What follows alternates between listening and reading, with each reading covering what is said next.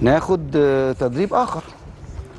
ناخد مثلا ايه رايك ناخد منتخب البرتغال، اتفرج على كريستيانو رونالدو كده وندخل الناس الاجواء. خلاص كاس العالم، كل سنه وانتم طيبين بقى، تسهروا معانا شويه. عم رونالدو، عم الناس، رونالدو باشا، ها هتعمل ايه يا حبيبي؟ اخر كاس عالم ليك رسمي بقى يا عم رونالدو، حط ايدك في وسطك، انت حر، انت حر. عايز تعمل ارقام بقى حاول تعملها السنه دي، لان مش هتجيلك تاني. كل سنه وانت طيب. ادي تدريبات رونالدو اهو، بيجري اهو بالعافيه. ماشي يلا، ربنا يكرمك يا رونالدو وينفخ في وشك، انا بحبك. ده من السيليساو.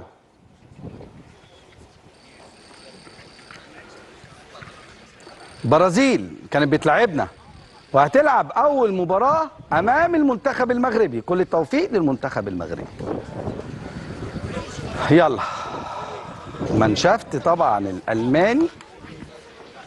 تاريخ المانيا دي، مين ينسى المانيا وتاريخ المانيا؟ سنه 74 النهائي مع هولندا، وبرايتنر وهو بيحط الجون، ومولر بعد ما نيسكنز حط ضربة جزاء من كرويف لما مشي وعدى. مين ينسى ألمانيا؟ كلينسمان لما فازوا بكأس العالم. وفي البرازيل كسبوا البرازيل 7. ألمانيا تاريخ، نهائي 82 أمام إيطاليا والهزيمة 3-1 بعد ما فازوا على فرنسا في الدور قبل النهائي. من أقوى المباريات اللي شفتها لألمانيا وفرنسا كانت الدور قبل النهائي لما كانوا متأخرين 3-1، لما بلاتيني جاب جون والان جريس وتريزور جاب جون، وبعد كده نزل رومونيجا بعد ما ليدبرسكي كان جايب جون. نزل رومونيجا في الشوط الثاني وقلب المباراه واحرز هدف، وما جات احرز الهدف الثالث، وطبعا روبيش حسمها في ضربات الجزاء واحرز هدف. طيب ناخد البلد المضيف في الافتتاح. كندا. دي ايه؟ دي كندا، دي كندا، انا صح. طيب دي تدريب المنتخب الكندي، مكتوب كندا اصلي في ظهره. منتخب كندا منتخب متطور، يعني هنشوف منه كرة حلوة. في الكاس العالم اللي فاتت شفنا بارقة امل، يا ترى وصلوا لايه؟ هنشوف. طيب هنرجع بقى ونكمل مع ضيوفنا طبعا. نشوف ايه؟ يلا نشوف ميسي. ماشي، هنشوف ميسي بقى يا عم ميسي. عم ميسي عامل ايه؟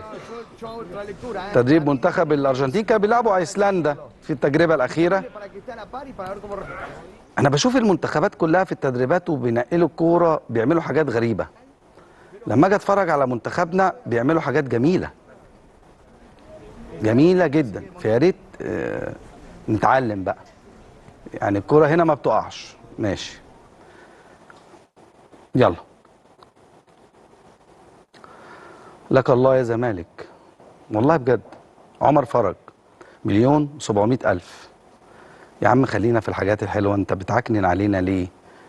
ما انت كنت ماشي كويس، ليه النكد وليه العكننه؟ 1,700,000 بتنكد علينا برضو بالليل وكده، هعمل ايه بس؟ يعني 1,700,000، مع ان عندي خبر حلو ان الامور دي هتتحل بجد. يعني خبر لكل الزملكاويه، الامور دي هتتحل. بس انا بقف عند حاجات العقل ما بيفوتهاش. لما لعيب يعدي كده على النادي ما يلعبش 90 دقيقة، يعدي كده. يعني لعيب مشي كده، معلش يا غريب امشي معايا بالكاميرا، مشي كده، مشي كده، عدى كده، والله بجد ما بهرج كده، هياخد 2,800,000، 1,700,000 ليه و1,100,000 لناديه. طب بالله عليكم ده اسمه ايه؟ يعني بالله عليكم، واطلع اقول بقى ان انا بهاجم المجلس وان انا ضد الزمالك وان انا ما اعرفش ما بحبش الزمالك وانت جاي علينا وانت بتتكلم علينا. طب اتكلموا انتوا. النهارده هسيب الحكم ليكم. لعيب نزل 5 دقايق في ماتش السوبر ده اللي فاكره، ومعايا وحش الزمالك اهو قاعد قدامي يقول لي انا صح ولا غلط. لعب 5 دقايق، مش اساسي، ما كانش نازل اساسي، كان نازل احتياطي. وعقده بالمصري. امال ايه الدولار ده؟ 1,700,000. يعني ليكوا ان تتخيلوا 1,700,000 للعيب ما لعبش 90 دقيقه. ايه والله ما كملت 90 دقيقه. ومليون و100 لناديه. 2,800,000. يعني كام؟ 2,800,000. احنا دخلنا في 130 مليون جنيه. حسبي الله ونعم الوكيل، في مين الله اعلم. 130 مليون، وانت في عرض لعيبتك تاخد لما بتجيلك 5-10 مليون تديها. 130 مليون في لعيب ما عداش كده. ايه ده؟ وتقولوا الاعلام وبيتكلم وافترى. امال ده ايه؟ امال ده اسمه ايه؟ ولا ايه يا كابتن عبد الواحد؟ اهلا بيك، برحب بيك. الحقني ونبي في الكلام عشان انا مش هقدر اقول اكتر من كده. لا مهيب، اللي ماسك ملف التعاقدات الاجانب ده اعتقد لازم يتحاسب. لازم يتحاسب. هو السبب ان انت اربع قواضي ورا بعض في شهرين. ده القيد التأديب اللي جالك، واقف في قيد تأديب فترتين قيد. دي كارثه. انا شايف وعمر فرج يعني ما ينفعش يا جماعه لعيب اجنبي تمرنه لوحده. ايه؟ تمرنه لوحده يعني ايه؟ يعني ما تنزلوش تدريب الجماعي. ليه؟ ما اعرفش. هو كان بيتمرن لوحده. الواد ما نزلش تدريب الجماعي. ده من امتى ما بيتمرن؟ من ساعه ما تقريبا مسك الجون الموضوع يعني. بس ما اعرفش مين المسؤول ان هو ما نزلوش التدريب. ده من الاسباب ان هو ياخد سهل جدا ياخد عليك اي حكم بسهوله. فالمفروض اللعيب الاجنبي بالذات، واكيد اسامه والناس موجوده هنا، لا ما ينفعش اصلا تطلعه بره الفرقه. اذا كان المصري لما كان بيبقى فيه عقوبه بتحاول تخليه في وقت التدريب ويبقى موجود معاك، فتخيل الاجنبي هتعمل معاك. ده الف ب. فدي اصلا دي لوحدها كارثه مهمه. تاني حاجه، المشكله اللي انا شايفها واضحه جدا، التواصل مع اللعيبه دي. لما يبقى في 4 لعيبه ورا بعض احكام، يبقى اكيد الناس نايمه، الناس ما بتتواصلش مع اللعيبه، الناس مش عايزه تشوف ايه المشكله اللي موجوده. انا شايف ان هي كارثه الصراحه. احذر، انت بتتكلم على مجلس الاداره. مش مجلس اداره. مين اللي ماسك الملف؟ الاداره اللي ماسك الملف يبقى هو المسؤول. لو حد تاني ماسك الملف هو المسؤول، انا ما اعرفش، انا بره النادي دلوقتي. بس فعلا اللي ماسك الملف ده لازم يتحاسب. طب هل فعلا كان عقده بالمصري؟ كان بياخد بالمصري. كان بياخد بالمصري؟ امال طب ليه قلب دولار؟ انا ما اعرفش. ليه قلبنا دولار؟ انا ما اعرفش التفاصيل. يعني ليه قلبنا دولار؟ بسم الله الرحمن الرحيم. قلب الدولار ازاي ما اعرفش، لكن هو كان لما يعني انت عارف ان عقده بالمصري؟ كان بياخد بالمصري. كان بياخد بالمصري. يعني ما اعرفش، ممكن يكون كاتبين بالدولار وبياخد بالمصري، بس كان في اوبشن في عقده. وبعدين ايه الفلوس الكتير دي؟ ايه 2,800,000؟ والله ما اعرف. ايه 1,700,000 لعيب؟ مش معايا دلوقتي. بس ايوه يعني انت جايب لعيب مين جايبه ازاي بمليون؟ امال حسين الشحات ده انا اعتقد اللي الاهلي عايز يديله 28 مليون يعمل ايه؟ يروح يعمل ايه في نفسه؟ بص انا ما اعرفش تفاصيل العقد لان انا مش مع احترامي لعمر فرج. 1,700,000 يعني كام يا اولاد؟ يعني 80 مليون في السنه مثلا، ولا عقده كله؟ ولا لا، ما انا اكيد ده عقده كله تقريبا. عمر اكيد ده عقده كله، حتى لو عقده كله. عمر ماضي 5 سنين باين. 5 سنين؟ عشان مش فاكر ان هو ماضي 5 سنين. طب ما تسوقوا. طب ما لا، المنطقي ده اللي بكلمك فيها مهيب. الطبيعي ان انت دلوقتي اللعيب مش عايزه. تعال اقعد معاه ووصل لحل. مال سايب هو يا جماعه، اوصل مال لحل. سايب يا كابتن. انما ما تسيبش. بص انت لو ما وصلتش لحل او سبت الموضوع عايم، بياخد عقده كامل. طب انا اعرف المال السايب لما يكون فيه فلوس كتير، لكن ما فيش فلوس. ومال سايب ازاي؟ اللي انا واصل له ان هو التجاهل. انت بتتجاهل اللعيب لحد ما ياخد حكم، وده غلط. انا برجع تاني اقول لك، سواء مجلس الاداره او مين اللي مسؤول عن الكوره اللي ماسك الملف ده، انا بقول لك في الزمالك الفتره الاخيره دي لازم يتحاسب. طب ما خلي بالك برضو، احنا ربنا مدينا عقل وبنفكر. ما هو المستفيد الوكيل واللعيب، والله اعلم. ما هي دي لعبه وكلاء. ليه ما بتواصلش مهيب؟ ليه ما بتواصلش مع الوكيل ومع اللعيب؟ لا، ما هو طالما ما بتواصلش مش هقول اهمال. منطقي. معلش، احنا تعدينا مرحله الاهمال. يعني انت شفت اللعيبه كلها واحد زي احنا تعدينا ده يعني مش عايز اقول مقصوده برضو، مش عايز اخش، لكن ايه التفسير ان كل لعيب عقده 100 تضربه في 100؟ عشان انت ما بتوصلش معاه التسويه. يعني مصدق مثلا كان عايز ايه عشان يوصل ل 800,000؟ كانوا 60,000 تقريبا او حاجه زي كده، وصلنا ل 800,000. وارجع واقول لك يا مهيب ان انت دلوقتي اللعيب نفسه لما طلع قال، او الوكيل بتاعه طلع اتكلم، قال لك ان ما حدش تواصل معاه. فدي مشكله كبيره. فطبيعي ان اللعيب لازم يبقى شايل، زي مثلا مشكله دوتايب، ما كان نفس القصه. نفس القصه. طيب انتوا متعودين مشكله تواصل. متعودين فدي لا مش مساله، لان عندنا مشكله كبيره في الحته دي. ايوه. طيب نيجي بقى للكابتن اسامه، اهلا بيك. ازيك يا ابو بالاخبار؟ برحب بيك. ربنا يخليك يا رب، كله زي هو الفل. هو ايه الفلوس الكتيره قوي دي في عموته يا كابتن اسامه؟ خلي بالك، هي الارقام اللي بتتقال على المدرب الاهلي المتوقع انه يجي حسين عموته، خلي بالك كلها اجتهادات، ولكن هي في الاخر ارقام غير صحيحه. لسه النادي الاهلي ما اعلنش عن الارقام الصحيحه اللي النادي الاهلي هيدفعها. ولكن خلينا هنا نحط حاجه مهمه يا استاذ مهيب. هل النادي الاهلي النهارده، حتى هنفترض الارقام اللي موجوده دلوقتي دي الارقام طب الصحيحه؟ بقول لك ايه، ما تخلينا نرحب باسلام طيب عشان اجي لكم بقى نقعد. تعال. ازيك يا اسلام؟ ازيك يا هيبه؟ عامل ايه؟ فل الحمد كنت لله. عمال تهز بدماغك كده، كنت بتهز دماغك على ايه يا اسلام؟ لا اصل انت لسه كنت بتتكلم على حاجتين، ما انا لسه مستنيك لما تيجي عشان اعرف اتكلم معاك. والله لا انت اجي لك. بتتكلم على حاجتين والناس كلها تقعد تقول لك ايه، اصل النادي الاهلي ده دافع في فريقه ده مليار جنيه، والنادي الاهلي ده اصله بيجيب مدربين مش عارف ايه. يا جماعه ايوه انتوا جايبين افهموا. مدرب طب ما دافع لهم تفهم 220. يعني اقعد لازم ارتاح، تفهم اقعد الاول. ارتاح. في- بغض النظر عن اي حاجه، لكن انت دلوقتي احنا بنقول كل مدرب الناس. مدرب مساء الخير. كان بياخد من 300 ل 350 الف دولار. على فكره الرقم يعني انا ما اعرفش الرقم الحقيقي، 220 دول انا ما اعرفهمش صح ولا مش صح، لكن مدرب كان بياخد 300 الف دولار، مدرب السي في بتاعه كذا وكذا وكذا وكذا وكذا وكذا، مدرب واحد من افضل المدربين اللي موجودين في القاره الافريقيه خلال الثلاث اربع سنين الاخيره، مدرب هيدي للنادي الاهلي كل اللي هو عايزه من معرفته بكل ما يحدث داخل القاره الافريقيه. فانت ممكن اكون مديله، ممكن يكون الموضوع اقل من 220. انا اللي انا عارفه رقم اقل من كده على فكره. خلينا بس اقول لك ان الارقام اللي معلش اكمل اتذكرت- بس النقطه دي يا اسامه اخيرا، اتفضل. وبعدين سيبك تقول. الناس كلها تقعد تقول لك اصل النادي الاهلي وبيدفع للعيبه قد ايه ومش عارف ايه وبتاع. طب ما هو يا جماعه نادي الزمالك احنا متكلمين دلوقتي لغايه دلوقتي في كام في بس القضايا؟ انت خليك في الاهلي يا اسلام، لان هي دي قصه ودي قصه. يعني المبالغ نفسها اللي انت بتتعاقد، انت بتتكلم مثلا على 3 مليون انت بتعمله في سنه، انا ممكن اللعيبه عندي كله 1.8 مليون. ما عنديش حد ب 3 مليون دولار في في كتير. السنه. ما ده انت في عندك السنة؟ المدرب نفسه كان في السنه السنة؟ 3 مليون. لا لا لا ما فيش الكلام ده يا اللي انت مفيش مشيته الكلام ده. الاخير ده. طب انت دخلت الزمالك ليه في الموضوع؟ خلينا دلوقتي بتتكلم في لا انا مش الاهلي ما وأنا بدخلش الزمالك، انا بقول لك ان اصل الناس انت كلها. لو هما بيتكلموا على أصل الاهلي انت طب الناس بيتكلموا كلها- على الزمالك برضه. طيب هي نفس القصه والله. لا مش هي نفس الناس كلها القصة. بتتكلم.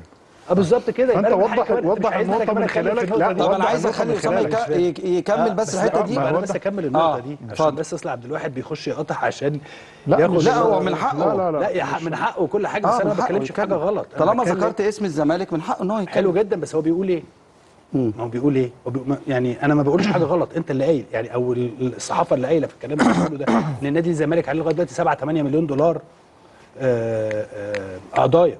اي مش الكلام ده ما مظبوط؟ انت برضو ولا ما انا شاء بقول حاجه الله دافع غلط؟ زيهم للمدربين. انا دافع، انا عندي املك املك المبالغ اللي تخليني ادفع. انا غلطت، ما انا قلت لك على فكره وهنا انت في قلت البرنامج ان النادي الاهلي غلط في الثلاث عقود، وهفضل اقول هذا الكلام، ما عنديش قصه في ده. احنا قلنا ان الزمالك غلط. ما قلناش لكن انا بقول لك انه لا، ما هو انت قلت ان الزمالك مين بيحاسب غلط. الناس دي بقى اللي بتغلط بقول دي لك بقى ان غلط. شاء الله؟ أنا بقول لك لازم الناس اللي كلها بتغلط كتير دي انا قصدي اقول لك بيتحاسبوا. حد بيقول لهم انتوا عملتوا كده ليه وما عملتوش كده ليه؟ بص انا قصدي اسلام لما مهيب سالني على الزمالك يعني الراجل أنا ما عمل جبتش العقود حاجة. الثلاثه للثلاث لا، مدربين. انا ما قلتش ست، أنا ما حدش قال له انا قلت عندي مشكله ايه في العقود الزمالك. دي؟ أنا لا، وخلي لسه بالك الغلط اللي زي ما فيها دي. بيتكلموا على الاهلي في الاعلام، الزمالك برضه في الاعلام يعني ما شاء الله. طيب انا عايز اسامه يكمل الاجابه اللي انا قلت له عليها او يعني أنت اجابه بتتكلم السؤال على ليه مرتب فلوس عموته كتير. انت جبت على فكره عشان بس الناس تبقى واضحه والامور تبقى واضحه.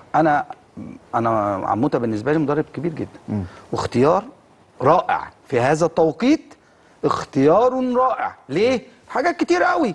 ليه؟ تجربه موسيماني حاضره، خد دوري ابطال افريقيا مع الوداد وكسب الاهلي وعارف الاهلي ودرب بره ودرب جوه وخد بطولات، وعنده 4 مثلا هيبقوا 4 لعيبه مغاربه في النادي الاهلي، وعنده شخصيه وكشر يعني كل ده تمام. لكن اجي عند الفلوس يبقى انا بوظت كل الطبخه دي. لا ما وصلتش ولا حاجه. اول حاجه عشان تختار مدرب في النادي الاهلي انت لازم تحط معايير على اساسها بتختار. حسين عموته لو هو المدرب النادي الاهلي، لسه النادي الاهلي ما اعلنش رسمي، ولكن هنعتبر ان هو المدرب النادي الاهلي القادم. يعني المعايير ابرزها ان هو يكون مدرب اشتغل في المنطقه العربيه، اشتغل في افريقيا، راجل حصل على بطولات، شخصيه قويه داخل اوضه اللبس. فدي شروط متوفره في مدرب الاهلي القادم. فعشان كده هيتم استخدام حسين عموته. النادي الاهلي لما بيجيب يا بوب حط تحت دي 100 خط، الاهلي لما بيجيب لعيب او مدرب وبيتفق على الراتب بتاعه، لو مرتب حسين عموته صحيح والنادي الاهلي لسه ما اعلنش، فالنادي الاهلي عارف امكانياته اللي هيقدر يدفعها للمدرب وهيكون ملتزم بيها. والدليل على كده شوف مع مجلس اداره النادي الاهلي مفيش قضيه في الفيفا، مفيش وقف قيد، مفيش اي عقوبه ولا غرامه على النادي الاهلي. فاذا النادي الاهلي هو ادرى بالتزاماته. الامر الثاني، انت علشان تتكلم على مرتب عموته، معايا ولا مش معايا؟ معاك والله طيب. جدا. هل فلوس النادي الاهلي معاك يا اخويا فلوس أوي. النادي الاهلي اتكلم موجوده انت بس ولا مش موجوده؟ ده انا بقول لك موجوده من دلوقتي. والدليل على كده عندك كام لعيب في كاس العالم من النادي الاهلي مع منتخب مصر؟ 8 لعيبه. كام في يوسف العامري مع المغرب؟ ادي 9 لعيبه. بتقول بسم الله الرحمن الرحيم في كاس العالم ان شاء الله مصر تعدي دور المجموعات، ده التوقع، المغرب هتعدي دور المجموعات. فبتتكلم على الفتره يكون موجود فيها لعيبه النادي الاهلي 2.5 مليون دولار داخلين يا كابتن. انا مالي بالكلام ده يا كابتن. انا بقول لك انت دخلتني ليه في المكاسب؟ انا بسالك سؤال واضح، دخلتني في فروع. معلش انت دلوقتي ممكن ارد على النقطه دي. ثواني بس. لو معاه فلوس ما يجيب اللي هو عايزه يا جماعه. استنى يجيب اللي هو بص. لا انا بتكلم. بص انا ده رايي. خليني بس اكلمك. انا لو معايا الزمالك فلوس ما هجيب مدربين. اقول لك على حاجه، انا مش عايز ادخل في الزمالك زي مع واحد، ولكن النهارده يعني المدير الفني بتاع منتخب المغرب ياخد له 60,000 دولار. ثواني بس يا اسامه بس. المدير الفني للمنتخب المغربي 60,000 مثلا دولار. ما اعرفش جمال سلامي بياخد 40. ليه الناس بتيجي عندنا تاخد ميتينات؟ مين قال لك الركراك كان بياخد مع المغرب؟ انا ما قلتش ركراك، انا جبت ست ركراك. انت خليتني اقول انا قلت ركراك. المدير الفني للمغرب. انا قلت دلوقتي يا حبيبي الوهبي اللي هو المدير الفني دلوقتي، مش ركراكي مش في المغرب دلوقتي، لانه طالع يعني كمان من المنتخب. لا كمان الان جريس مثلا في تونس كان بياخد له مثلا 30,000 دولار، لما اتعرض علينا 120 150. ليه الناس عندنا هنا بتيجي بتاخد المبالغ الكبيره دي، مع العلم ان في الترجي مش هياخد كده، في الوداد مش هياخد كده، في الرجاء مش هياخد كده. هيفكروا فيها بدل ايراداتك المتوقعه، في ايرادات خلاص انت ضامنها وفي ايرادات متوقعه هتيجي، بدل ايراداتك هتغطي المصروفات بتاعتك. خلاص انا بقول لك النهارده مثلا انت لعيبه النادي الاهلي الموجوده في كاس العالم، بنقول بسم الله الرحمن الرحيم كده 2.5 مليون دولار. النهارده حمزه عبد الكريم وانت بتتكلم في الانترو، حمزه عبد الكريم ده مش لاعب ناشئ، لاعب صغير. النهارده برشلونه بيعلن تفعيل بند الشراء في حمزه عبد الكريم. يا اهلا وسهلا. 1.5 مليون يورو. مبروك. توصل لكام؟ 5 مليون يورو مع يعني انت عشان داخل لك 1.5 مليون مع الكلام ده داخل لك 1.5 مليون يورو و2.5 في الحاجه الثانيه. هقول لك على حاجه كده. هو هل دلوقتي النادي الاهلي عشان هيلعب كونفدراليه السنه الجايه استرخص واجيب مدرب قليل؟ وانا ببني خلي بالك النادي الاهلي السنه الجايه عندك دوري كونفدراليه. انت عارف الكونفدراليه اترفعت بكام؟ بقت حلوه. لا بقت حلوه. 4 مليون دولار. الكونفدراليه بقت حلوه. عندك دوري، عندك كاس، عندك سوبر افريقي لو خدت الكونفدراليه، عندك بطولات كتير. الكونفدراليه بقت حلوه. الكونفدراليه لا كويسه طبعا. كويسه. مش كان الزمالك هيحل مشاكله كلها يا كابتن عبد الواحد لو خد بطوله الكونفدراليه بال4 مليون دولار؟ صح؟ لا استنى بس، مش كان الزمالك باني كل الامال على الكونفدراليه وماتش كان ماتش اتحاد العاصمه صح كده؟ جزء كبير يعني 60% من طب احنا طول عمرنا بنقول الكونفدراليه كويسه. يعني كانت الكونفدراليه دلوقتي مش لا هي الكونفدراليه هي البطوله الثانيه بعد دوري ايه رايكم؟ دوري الابطال اقوى طبعا. احنا جايز معانا ميكالي ولا محدش ينكر يعني اقوى مادي يعني. ميكالي معانا. طيب المدير الفني السابق للمنتخب الاولمبي ميكالي، اهلا بيك يا ميكالي، منورنا في اللعيب، برازيلي اصلي. مساء الخير على حضراتكم، لي الشرف ان اتحدث مع حضراتكم الان، شرف لي. ميكالي وحشتنا والله، من المدربين اللي عاملين بصمه هنا، ورحت الاولمبيات مع منتخبنا الوطني الاولمبي، وشخصيه محترمه ومدرب يعني ذو قدرات كبيره يعني بصراحه، لازم اديك حقك في الاول.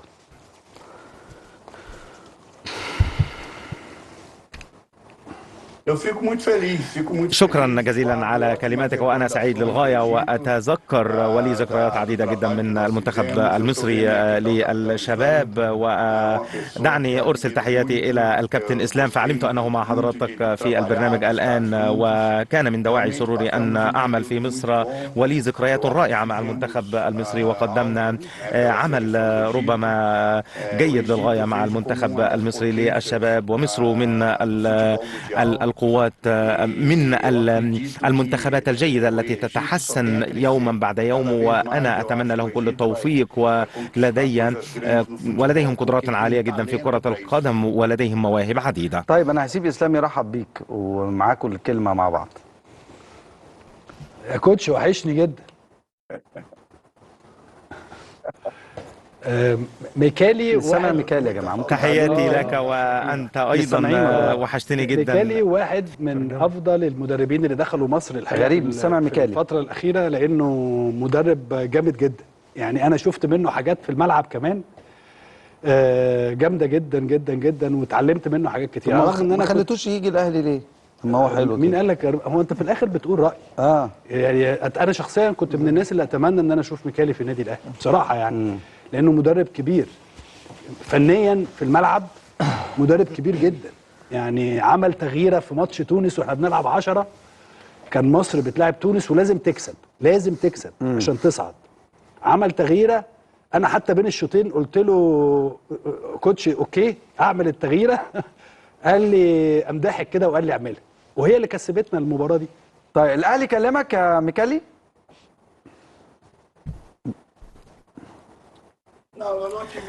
لا لم يتواصل معي أحد من الأهلي. بطبيعة الحال هو نادي كبير، وبكل تأكيد لديه لاعبين ذو جودة عالية، وهو قوة في العالم أجمع، ومن أفضل الأندية بكل تأكيد في أفريقيا. ولكن لم يتواصل معي أحد، وليس هناك أي تواصل مع الأحد. بكل تأكيد كان هناك تواصل مع بعض الأندية الأخرى، ولكن الأهلي لم يتواصل معي أحد. الزمالك، أعرف أن الزمالك تواصل معاك بشكل كبير، يعني دي معلومة أكيدة 100%. بكل تأكيد الزمالك تواصلوا معي، ولا في لحظة ربما أنا لم أقبل العرض، لأنه كان هناك بعض الأشياء الشخصية هنا في البرازيل، ولكن كان هناك أيضا عقد جديد، وكان هناك حديث جديد مع أندية أخرى. ولكن ربما تعلم أيضا أن إنتيرينو كان أيضا يعمل عمل شيء رائع ويقدم عمل رائع. وربما الزمالك علمت أنه كسب الدوري وحصد لقب الدوري، وهذا شيء رائع بالنسبة لهم، وتمكنوا أيضا من تقديم موسم أكثر من رائع. ربما خسر الكونفدرالية، ولكن هو قدم مباراة أكثر من رائعة. ولكن أنا لدي شغف كبير لأعود إلى مصر، لأن مصر لديها ذكريات عديدة، وهو بلدي الثاني، ولدي أصدقاء كثيرين، وأنا أحب الشعب المصري وأحب الجمهور المصري، وأنا أتمنى في أن أعود في القريب العاجل إلى مصر في أقرب وقت ممكن. اختلفتوا على الفلوس قد إيه في نادي الزمالك؟ يعني كان معروض عليك كام وأنت كنت طالب كام؟ لو تسمح، يعني أنا عارف أن أنت راجل يعني لارج، يعني ممكن تقولي الكلام ده عادي. لا الموضوع لم يكون يتعلق بالشق المادي على الإطلاق، فمن دواعي سروري وكان شرف كبير لي أن أقوم بتدريب نادي الزمالك، والزمالك نادي كبير جدا في أفريقيا، وقميص نادي الزمالك هو قميص قيم للغاية، ولديه العديد من اللاعبين مثله مثل النادي الأهلي بكل تأكيد. ولكن القضية والمشكلة كانت ربما كان هناك التغييرات. ربما أنا كنت قد خرجت من مصر، وهناك عندما تقوم بتغيير شيء ما، فكان علي أن أدرس الموضوع، وأنا كنت قد تعاقدت مع نادي هنا، وكان علي أن أدرس الموضوع، وكنت أود أن أغير بعض الشيء. وأعتقد أنني قلت لهم أنني أود أن أؤجل الموضوع بعض الشيء، ولكن الموضوع لا يتعلق إطلاقا بالشق المادي. ولكن أنا ما أعتقد أن الزمالك هو قميص قيم وقميص له قيمته، أي مدرب يتمنى أن يدرب نادي الزمالك ويدرب قميص نادي الزمالك. وإذا أتيحت لي الفرصة أن أعود فسأعود بكل تأكيد لأعمل في مصر وأشتغل في مصر، لأن لدي ذكريات وأنا أحب مصر جدا. كيف شاهدت مباراة مصر مع البرازيل واللي فاز فيها المنتخب البرازيلي 2-1؟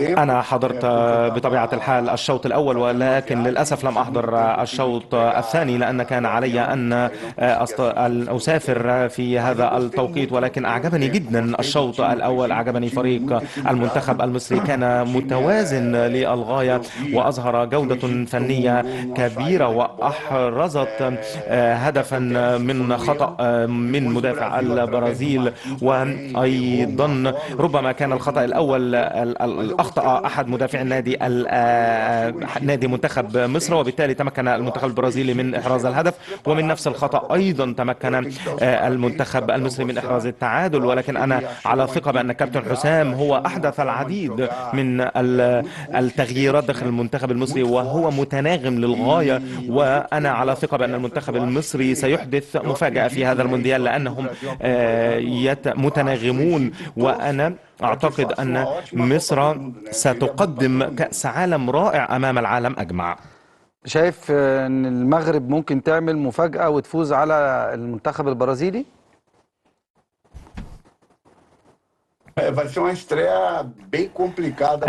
ربما هو المباراة الأولى أو المباراة الافتتاحية للفريقين، فستكون مباراة صعبة للغاية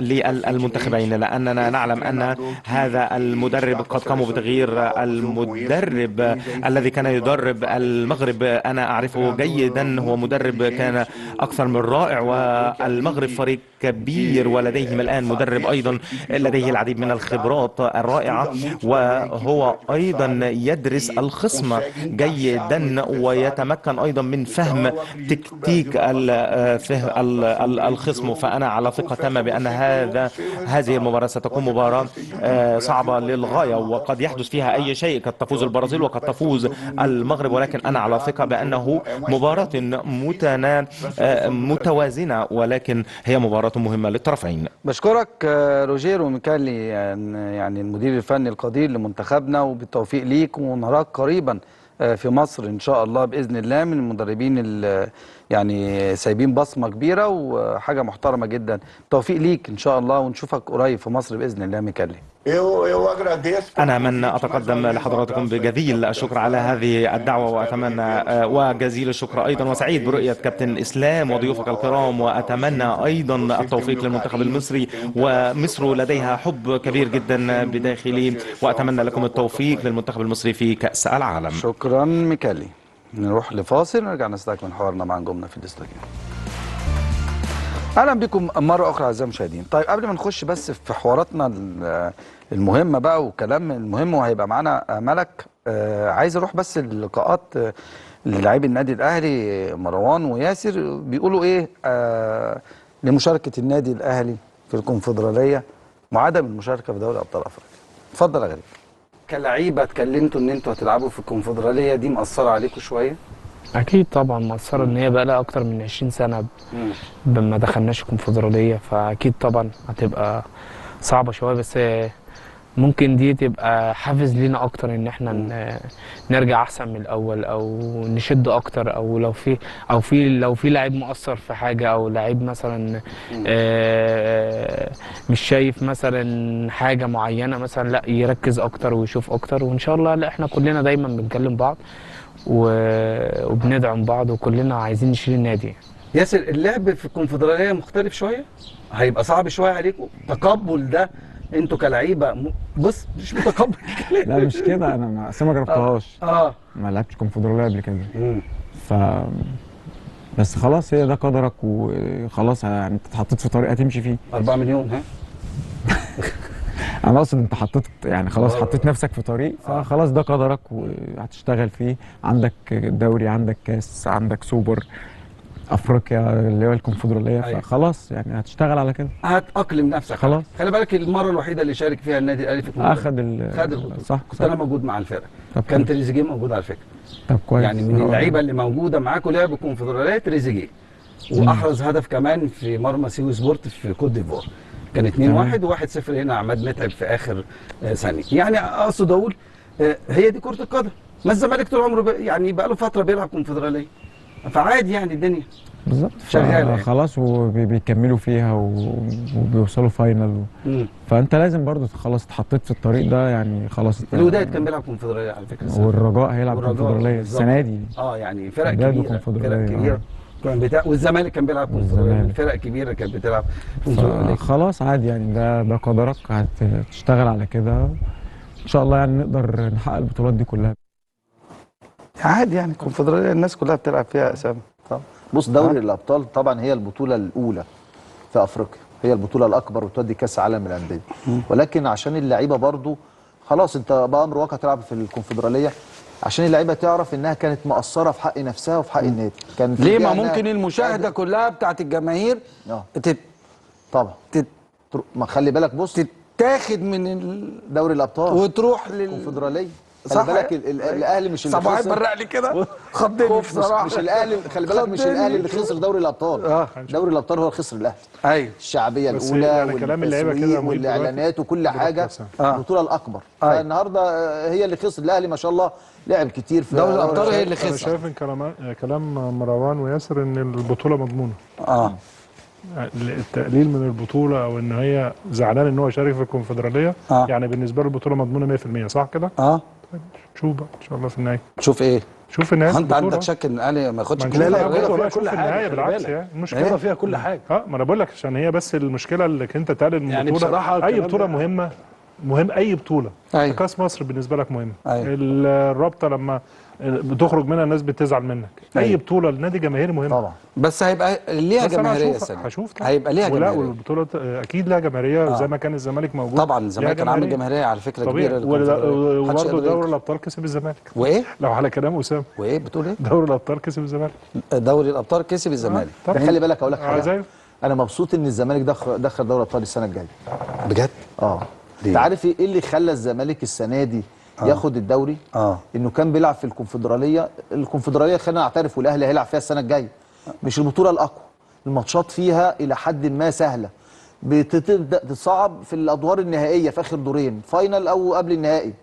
فانت في مشوارك الدنيا سهله. بتيجي في الدوري انت عندك اريحيه في الدوري. يا راجل ده انت الماتش الوحيد الصعب اللي لعبته قدام الترجي خرجت منه. عكس ليه لعبت ايه صعب؟ انت من اول ماتشات دوري الابطال كل الفرق انت بتتكلم في فرق بتاخد الدوري في بلادها، فانت كل الماتشات صعبه. الزمالك السنه الجايه هيبقى عنده تحدي كبير، تلعب في دوري الابطال من اول دور، ما اعرفش ده هيشارك من دور ال 64 ولا 32، بس من البدايه تكون الماتشات قويه. فانت عندك النهارده التحدي، هتلاقي ماتشات مع السفر، مع المباريات، مع ايقاف القيد، حته اللعيبه اللي مش ممكن ما تقدرش تأيد، فهتبدا تقابل صعوبات كبيره. فكانت الكونفدراليه السنه دي يا كابتن عبد الواحد مديه افضليه شويه لنادي الزمالك انه يعرف يشتغل في الاثنين، سواء دوري وسواء كونفدراليه. لكن السنه الجايه الامور هتصعب. الاهلي عنده السنه الجايه فرصه ممكن يبقى افضل شويه، مباريات الكونفدراليه اسهل شويه، مع الدوري يقدر. وقف القيد ده هيبقى فيه مشكله طبعا، عشان كده مشكله كبيره جدا كمان. هنشوف بقى التاجيلات ساعتها. طيب ناخد محمود عصام من امريكا. تاجيلات. انا حد صديق عزيز بعت لي بيقول لي حمزه عبد الكريم ان انت هاجمته والصفحات استلمتك. صفحات ايه؟ انا ما بخافش من حد، انا بتكلم في الصالح العام. حمزه عبد الكريم لعيب كويس ولعيب هاي، انا بتكلم على الموهبه ان احنا نحافظ عليها ازاي. يعني انتوا عمالين تضغطوا على الولد، ما اللي يهاجم يهاجم، وانا بخاف من حد؟ ما احنا على طول بنتهاجم. انا بتكلم في الصح. يعني هل حد مثلا ماسك صفحه راجل يعني ما شاء الله عليه بياخد راتب عشان يهاجمني؟ ما يهاجم. كده بتكلم الصح الحق. ايه هو؟ لعيب عنده 19 سنه احنا محملينه مسؤوليه ان هو ياخد كاس العالم. بجد يعني حاسس كل الاخبار حمزه عبد الكريم برشلونه غير الفلان عمل حرام تضغطوا حمزه عبد الكريم بالشكل ده.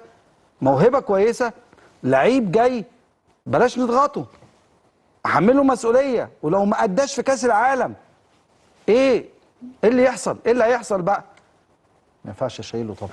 انما الناس اللي بتهاجم دلوقتي هي الناس اللي عماله تفخم بشكل كبير قوي. ما هم هو انا حضرتك دخلت بواجه ليه؟ لان انا شايف ان في حمله كبيره للتلميع المبكر والغير طبيعي. ولا يا اسلام؟ انا معاك، انا قايل لك الكلام ده من قبل كلنا بنتكلم على فكره. كل الناس بتتكلم في الامر ده تحديدا. في حاجه مش الولد مظبوطه. لعيب كبير او لعيب كويس وهيبقى بروميسنج والكلام ده كله، ولكن خلونا ننتظر يا جماعه، خلينا نشوف اي حاجه عشان نقول الكلام ده عليه، احنا اللي نقول مش مجرد ناس بتطلع. لكن الولد ولد كويس جدا وعنده ان هو يبقى حاجه في منتخب مصر وفي النادي برشلونه ان شاء الله، ربنا يكرمه، لكن ليس بهذا الشكل. دي حاجه معلش يا مهيب عشان انت في الاول لسه كنا بنتكلم على الامر ده. عموته كان بياخد في الجزيره الاماراتي او في نادي اماراتي عشان 360,000. انت لسه كنت بتقول خالد طلعت بعت لي بصراحه، انا قلت لك قال لي كان بياخد 360,000 لا انا في قلت الجزيره لك الاماراتي. انا قلت لك في المقدمه انه هو تنازل عن فلوس كتيره جدا جدا عشان يجي النادي الاهلي. تمام. فموضوع حمزه عبد الكريم يا جماعه، اللي هاجم يهاجم، وبشكر صديقي العزيز اللي بعت لي، يعني بحبه جدا وعادي جدا، يعني احنا ما قلناش حاجه غلط، بنقول يا جماعه بالراحه على حمزه عبد الكريم، موهبه كويسه، موهبه كبيره، بس مش بالشكل اللي انتوا عاملينه ده، مش بالضغط اللي انتوا عاملينه ده، واحنا بندعم منتخب مصر وكل لعيبه منتخب مصر، ويا رب يا رب حمزه عبد الكريم ينزل كل ماتش يا رب يحط جونين، يا رب يا حمزه تحط جونين ومحدش يحط جوان الا انت، والله هنبقى سعداء. لا صلاح يحط اهداف ولا مرموش يحط اهداف، انت اللي تحط الاهداف يا عم حمزه، والله العظيم هعمل لك فرح وزف. خلاص خلاص، احنا مش ضد حد، احنا بندعم. طيب اخبار حمزه ايه يا محمود يا عصام؟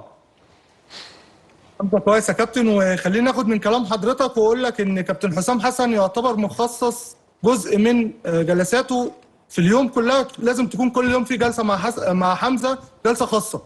حمزه عبد الكريم بيشغل حيز كبير من تفكير كابتن حسام حسن، لانه عارف الضغط الكبير حتى انت حمزه عبد الكريم اللي زي ما حضرتك قلت. حمزه عبد الكريم كتير حط عليه ضغط كبير، لكن حمزه عبد الكريم يعتبر هو المهاجم الثالث لمنتخب مصر، بعد الرابع كمان بعد مرموش ومحمد صلاح ومصطفى زيكو. كابتن حسام حسن عارف قيمه ان هو لسه بيدخل حمزه عبد الكريم، هو مش المهاجم الاول لمنتخب مصر، وبيوصل له فكره ان هو لسه قدامه لسه كتير. فدايما بتلاقي في جلسات بين كابتن حسام حسن. النهارده كان في جلسه بين كابتن حسام حسن وحمزه عبد الكريم بعد خبر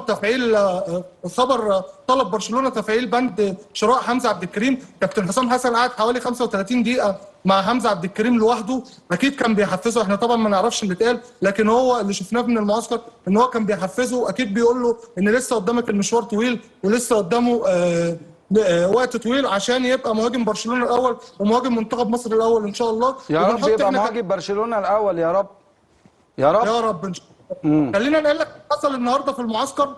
النهارده كان معسكر صاخب شويه هنقول، لان الجمهور المصري الفيفا النهارده فتح 15 دقيقه للجمهور ان هم يقدروا يشوفوا منتخب مصر، لكن المفاجاه ما كانتش ان الجمهور كله ما كانش مصريين، كان في اجانب كتير جايين يتفرجوا على محمد صلاح وعلى عمر مرموش وعلى اكيد حمزه عبد الكريم اللي بدرجه اقل من الشهره منهم.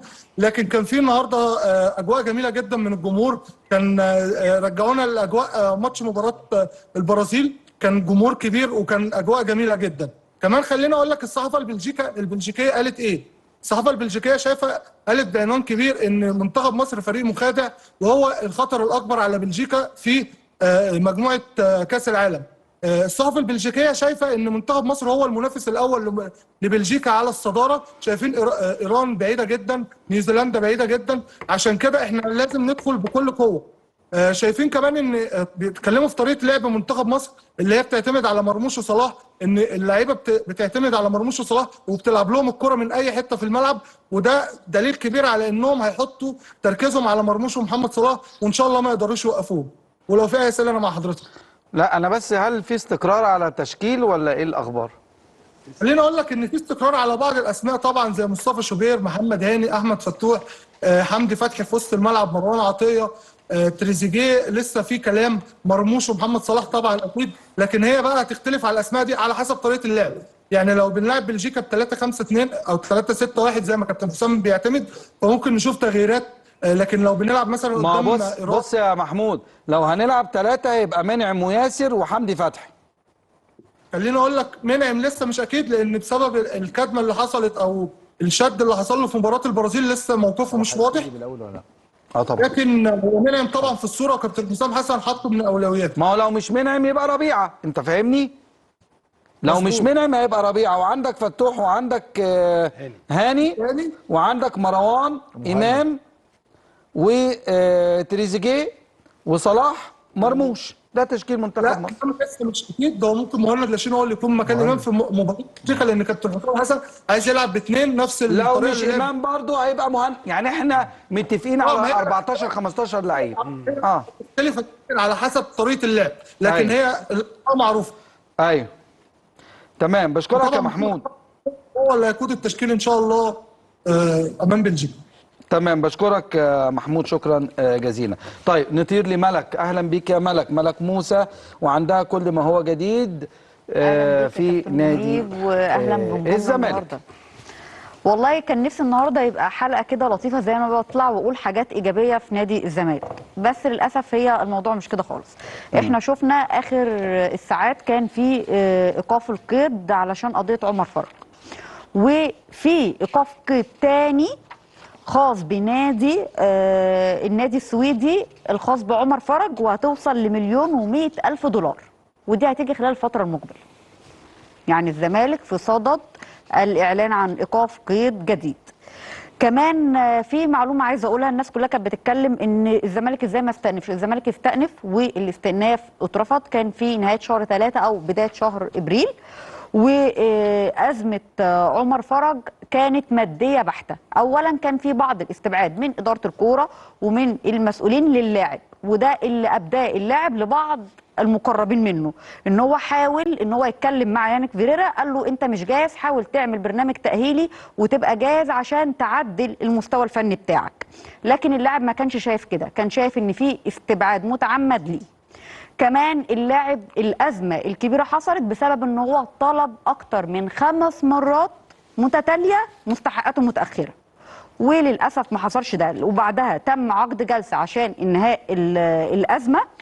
وبرضه الزمالك بسبب تعثر الامور الماليه ما قدرش ان هو يدفع الفلوس. عايزه اقول معلومه جديده، عمر فرج قبل ما يمشي جاله عرض من احد الانديه بالدوري السعودي، لكن العرض المالي كان المقابل المالي ليه ضعيف، وإدارة الكرة رفضت ساعتها وقالت يبقى عرض مالي كبير في حالة الرحيل. وبعدها دخلنا بقى في الأزمات اللي موجودة. وعشان أكون صادقة أكتر، الموضوع بس مش أزمة إدارة الكرة ولا جون إدوارد. جون حتى الآن متبرع فوق 20 مليون لنادي الزمالك. اما بقى عن معتمد جمال، كابتن معتمد، وانه هيرحل وهيجي مدير فني اجنبي خلال الفتره المقبله، حتى الان اداره الكوره ومسؤولي نادي الزمالك مجددين الثقه في كابتن معتمد جمال، وقالوا ما فيش اي فلوس او اي سيوله ان يتم التعاقد حاليا مع مدير فني اجنبي. الزمالك هيوصل خلال الفتره الجايه انه يبقى عليه حوالي 10 مليون دولار. نعم يا فندم. الزمالك خلال الفترة الجاية في بعض القضايا هتوصل مديونات الزمالك والقضايا الدولية ل10 مليون دولار. 10 مليون دولار. طب انا حاليا الزمالك، خليني بس قبل ما تكملي عايز اروح بس لسؤال يا استاذ مهيب، وحاجه مهمه. الاتحاد المصري لكرة القدم يوم 1/6 اعلن على صفحته الرسميه ان هو تم الاغلاق باب التقدم للحصول على الرخصه. يوم 1/6 كان اخر موعد لتسليم الاوراق الرسميه من الانديه 31/5. من 31/5 ومن 1/6 15/6 بيتم فحص الورق ده. النهارده مش بتكلم عن نادي الزمالك بس، ولكن النهارده من باب الشفافيه من الاتحاد المصري لكل الانديه. النهارده انا بسمع ان في انديه ما زالت لحد دلوقتي بتتقدم باوراق، المفروض انت اغلقت الباب خلاص 31/5. ازاي انديه لسه بتسوي لحد دلوقتي؟ وانديه ازاي بتقدم ورق لحد دلوقتي وانت اعلنت ان 31/5 ده اخر ميعاد؟ طب الرخصه هيتم اعطائها على اساس ايه؟ فالنهارده اتحاد الكره المصري عليه دور مهم الفتره الجايه، ان لازم يبقى عنده شفافيه. ايوه انت عايز الزمالك ما ياخدش رخصه يعني؟ انا قلت الزمالك. امال ايه؟ انا بقول لك بما فيهم الاهلي كمان. بما فيهم الاهلي لازم يبقى في شفافيه في الامر ده. 6 تقريبا. ايوه لسه معاكي، وممكن كمان يمتد، وكمان ممكن يمتد، في احتماليه ان هو يمتد. يا ملك عندك ايه؟ طيب في حاجه برضو من ضمن الكواليس اللي انا عايزه اقولها، موضوع الاتفاق اللي تم الخاص بصلاح مصدق في المغرب. بصراحه اللي قدر ينهي الامر وساعد نادي الزمالك على حل الامر هو الاستعانه بمحامي تونسي بالاتفاق مع محامي مصدق في المغرب علشان انهاء الامر والاتفاق. كان في بند في العقد البند ده يضر مصلحه نادي الزمالك.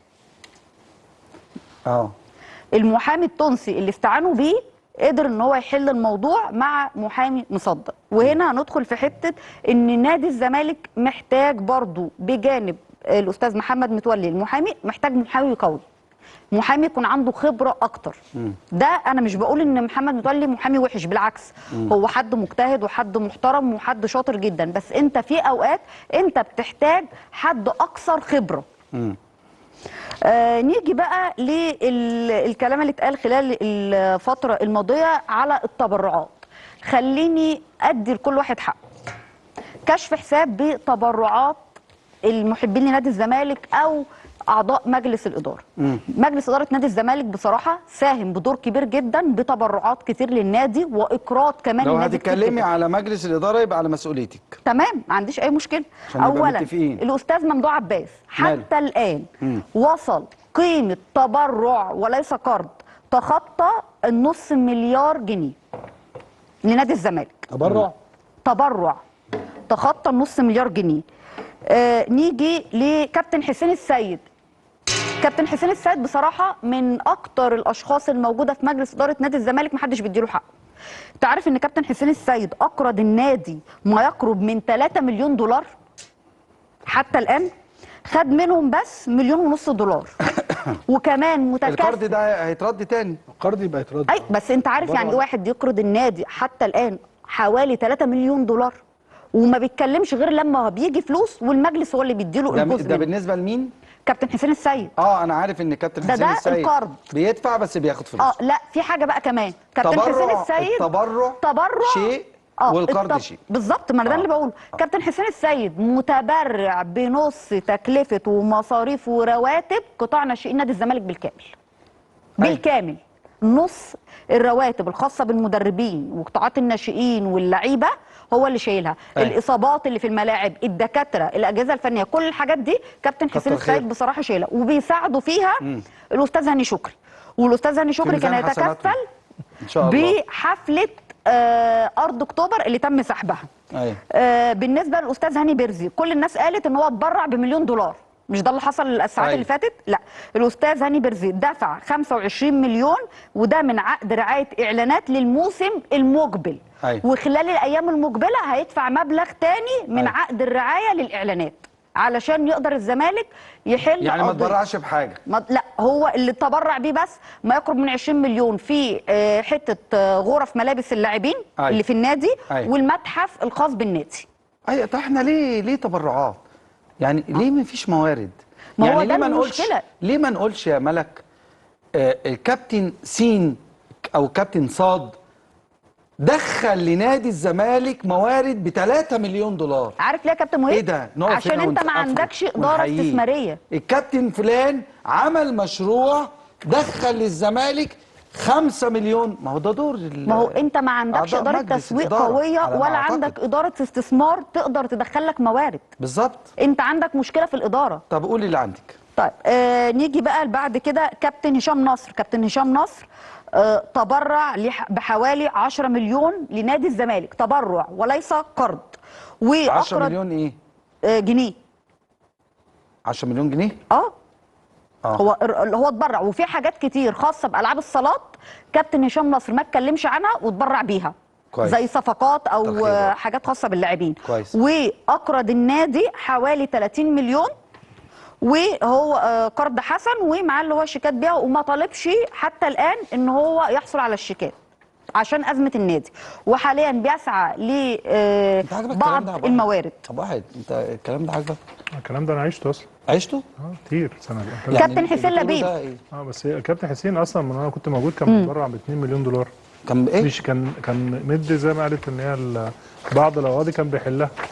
وبقول لك انت بتقولي نص قطاع ناشئين، لا كابتن حسين تقريبا شبه شايل القطاع كامل. طيب عايز اسال كابتن حسين لبيب في حاجه اعتقد ان الدكتور حسام اكيد هيعلنوا عنها بيعملوها. انا شايف انها هتبقى كويسه جدا في مصلحه نادي الزمالك. ايه هي؟ او ممكن بقى هم يقولوها يعني. بس حاجه كويسه قوي يعني لو حصلت هتبقى طفره كويسه لنادي الزمالك. ما احنا الكلام ده سامعينه من 30 سنه. لا انا هي طفره والنادي التاني. لا في حاجه نادي الزمالك جوه هيبقى النادي اغنى هتتعمل، ممكن نادي لو اتعملت تعتقد سمعنا انها الكلام هتبقى ده من كويسه. 30 سنه. ممكن تشوف الدكتور حسام هو يقول عليه. كابتن خطيب ما بيتبرعش للاهلي؟ الاهلي منظومه، ازاي تدور المنظومه بتاعتك بالاستثمارات.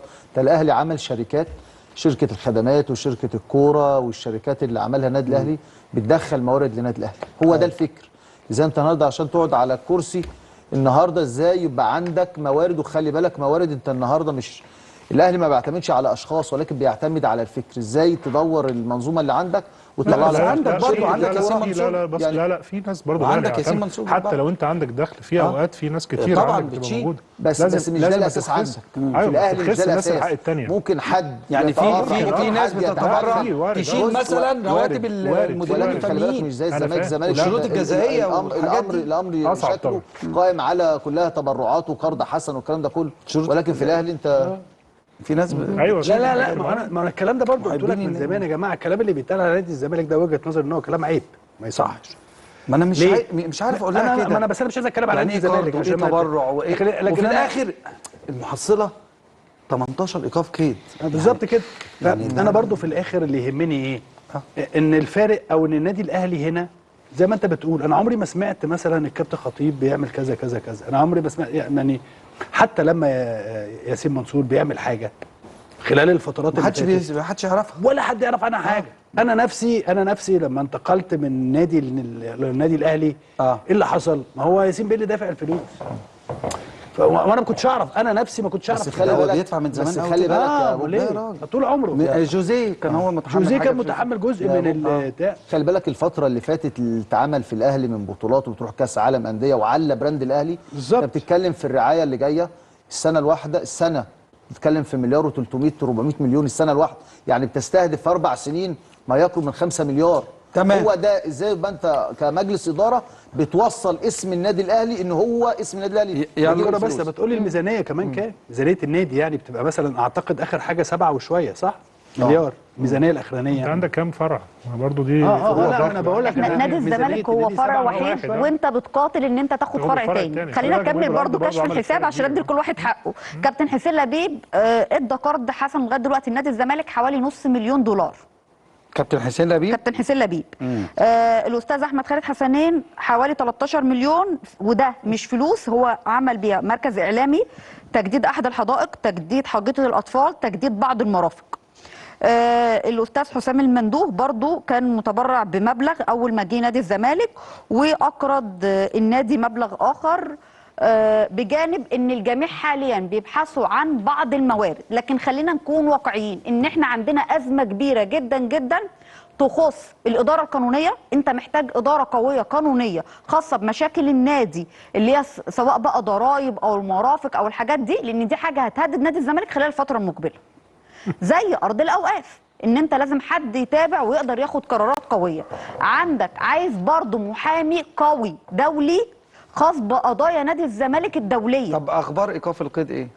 ايقاف القيد بنسبه 50-50. هو مش هيبقى فيه رفع ايقاف قيد، هو هيقدروا ان هم يحلوا القضايا اللي تسمح لنادي الزمالك ان هو ياخد الرخصه ويشارك في التدريبيه. ايه؟ ويشارك في افريقيا. لكن باقي الايقافات انت كل اسبوع هيجي لك. هو دلوقتي الزمالك اللي هيقدر يعمله وبيسعى ليه. تمام كده الزمالك هيخلص الليله والدنيا زي الفل وهيشارك في افريقيا ان شاء الله. نتمنى الزمالك يخلص. هيشارك في دوري ابطال افريقيا. نتمنى والله يخلص. هو عنده اعتراض؟ كابتن مهيب هو عنده اعتراض؟ عشان ما تفكرش بس. الا اذا بقى الاتحاد الافريقي. بس خلي بالك الا اذا دي هتبقى كارثه لمجلس اداره. ايه؟ ده فيها ممكن يتشال مجلس اداره. اللي هي مش هيقدر يستحمل الجماهير لو ما شاركش في دوري ابطال. الجماهير النهارده في حاله غليان. لا ما اقصدش كده. انا بقول الا اذا بقى الاتحاد الافريقي قال لك الاهلي. لا ما هيقولها ازاي؟ ما انت لو حليت القواعد بتاعتك خلاص هي في ايد المجلس. لا مش بدل الزمالك. لا يحل. لو انت لازم تحل القواعد بتاعتك عشان تاخد الموضوع ده. بس في عندنا ازمه تاني. ما في ازمات مش في ان انت لو جالك عدد قضايا معين، حتى لو انت رفعت ايقاف القيد لحد نهايه شهر 3 شهر مارس، انت لا قدر الله ممكن تاخد عقوبه تاني فيبتدي ممكن يستبعدك. انت عشان كده محتاج محامي قانون دولي رياضي. يستبعدك في الموسم الجديد مش الموسم ده. ايوه انا فاهمه بس مش الموسم ده. لا انت الموسم ده في الحل ان حليت القواعد اللي عليك انت أو لغايه وصلت نهايه شهر التسوية، 3 خلاص الموضوع ده لغايه منتهي. نهايه شهر بالك، 3 بص انت يا كده كابتن عبد الواحد. محتاج أيوة، بس بعد الموضوع موضوع ده جوميز شائك هيتحل شوية. خلال لا ايام لا على انا قصدي فكره. انا قصدي دي تراكمات سنين. شوف أيوة. شوف بقى تعامل الاهلي في القضايا دي. اي قضيه مدرب جوميز عنده هتتحل او اي خلال ايام لعيب قليله النهارده جدا، بيتم هيبقى انت انتهاء كده عليه. عندك 10 قضايا بس. نرجع لنقطه ان انت يعني عندك الامكانيات وعندك القدره الماليه، فبتقدر لا تحل مش اي حاجه. مش برضه حته امكانيات النهارده برضه وهي الاداره قالت نقطه مهمه، دور. الدور الشؤون القانونيه ده مهم لا برضه. وبرضه النادي نفسه ان لعيب عقده بينتهي او لعيب توصل بيمشي للتسوية بتفسخ معاه عقده او مدرب، برضه انك انت بتنهي الامور بشكل تراضي، بياخد حقوقه ما بيشتكاكش بعد كده، فانت بتخلص الامور عشان معاك فلوسك. اول باول، ما بتسيبش الامور. برجع ارجع للنقطه ان انت قادر ان ما هو انت بتوصل. بص يا اسامه، على أنت ليك فكرة مثلا أبو واحد. ليك مثلا مليون، انا هديك 500 دلوقتي وخلص، هقول لك اوكي ما عنديش مشكله. انت الزمالك ما عندكش انك تقدر ما هي انت دي بعد المشكلة. الاتفاقات اللي يعني عارف بتحصل إن ما فيش أنت حد الكلام اللي أنت بيقدر ان هو بينفذ. يوفي بكلمه ينفذ، عشان ما فيش ما هي سيوله دي ماليه. المشكلة. عارف ان دي انت عندك كده مشكله. ما هي دي خليني ما بس انا أقول اقولكش لك ما على حاجة. عنديش، عندي مشكله. ان انت اساسا هو هنا النادي الاهلي، هو مين اللي جايب الموارد دي؟ النادي الاهلي، مجلس الادارات المختلفه انت ما على تعملش مر. تعاقد الا اللي انت عندك. الله ينور الإمكانيات عليك، لما انت يبقى عندك الحاجات دي. انت لكن برضو ما عندك عندكش إدارة لعيب تسويق زي عمر قوية. فرج ده، وهو بصراحه هو منيب مثلها عملها كويس والله العظيم، اللي هو مشي حوالين النادي. هو كلام غريب قوي يا جماعه والله. يعني عندك لعيب حتى لو هتستفيد منه، يعني لا انا سمعت مستغرب القضيه دي بعمر فرج بالذات. انا سمعت طب ما انا كلمتين قلت دلوقتي. ما انا قلت كارثه دي دلوقتي انتوا ما مستغربة. خدتوش بالكم منها في عمر فرج، ان جاله عرض لسه في كنت هقول لك الدوري برافو عليك. السعودي يا عم ما أنا واتقال بقول لك له لا ببلاش. العرض أقول لك مقابل حاجة، مادي لو ضعيف. ببلاش على الاقل مش هيجي عليها. مش هيجي ايوه عليها على القضية الاقل دي. انت لو كنت وافقت وانت مش عايزه حتى كان فاد النادي بدل ما راجل يبقى عليه جميل. ما هو غرامه. مين بقى تعرفي المسؤول؟ تقولي كام يا ملك؟ الرقم على ايه؟ الرقم الضعيف اللي بتقولي عليه. لا يا بقول لك يا اسلام لو ببلاش. اللي اتقال لعمر فرج لا لو رقم ببلاش، ضعيف عايزين مش- عرض اكبر. ما هو بالظبط كده. حتى انا بس عايز يا عم اعرف لو الرقم ببلاش- حتى لو لو ببلاش، لو 100,000 مش- دولار. انا لو مش طلعته هتجري كده بعدين. بالتراضي يبقى نادي الزمالك كسبان. كسبان. عايز اقول لك حتى في الاتفاق اللاعب كان الاتفاق في الاخر كان هيوصل ل 270,000 دولار، لكن مش بمليون مش مليون وي يا جماعه. ده مش مليون وي، ده 2 ما مليون مين اللي وي. عمل ده كده؟ لسه اللي جاي. انت عارفة عندك مين اللي عمل ازمه كده؟ انت عندك ازمه في اداره عندك قانونيه، معلومه مين اللي عمل الموضوع ده؟ ازمه في لسه أحمد في سيد زيزو الحته كمان. الخاصه بالتعامل مع اللعيبه في اداره الكوره، ازمه في مجلس ده لسه بس انا عايز الاداره. اقول لك حاجه، أندية، معلش يا ملك، لو احمد شيكابانزا بص وبيزيرا بص انا بقول لك ده بيزيرا ده زعلان لو زيزو ما هو النادي بتاع عمر فرج مليون و100. مهيب عشان بس برضه لو زيزو خد فلوس من نادي الزمالك الشؤون القانونيه دي لازم تتحاسب. شو أنا بقول القانونية لك فين؟ عايز اقول لك على حاجه، اللي ماسك القضيه زيزو لازم يتحاسب. انت عندك أنا والله بقولها لك. الفكره باقي انك انت اي المحامين. لعيب لازم تجيبه، لازم تقعد معاه، لازم تجاده، لازم تقدره، لازم تحسسه ان فيه اهتمام بالموضوع. لا هو موضوع، لكن ما تسيبش الامور كده، ما تسيبش الامور معلقه. لا موضوع زيزو ده قصه طيب، تانية. أخيراً يا الموضوع مالك اللي هي يلا عشان عايز دي أختم. معاك فيها اهو. هو ده كده كان اخر حاجه، تمام. وان شاء الله انا بتمنى ان شاء الله الفتره الجايه الزمالك يقدر يحل أو خلال ايام هيحل قضيه جوميز، وبعد كده يبقى فاضل عليه 10 قضايا علشان الرخصه الدوليه. طب امتى هجيبك تقولي لي خبر حلو على الزمالك؟ لا ما انا قلت لك قبل كده الحاجات اللي كانت في الزمالك الكويسه، النهارده للاسف ما كانش في خبر كويس. قلت إيه؟ الحلقه الجايه بقى ان شاء الله. يا مسهل. انا عندي والله يعني بنتمنى عندي معلومات ان كل الحاجات دي هتتحل. لو الزمالك استلم خلال الايام اللي أنا جايه ارض معلوماتي اكتوبر، كده، لازم كل الحاجات دي الزمالك في يعني في طريقه طريقها للحل كمان، يعني لاستلامه. شغالين عليها دلوقتي.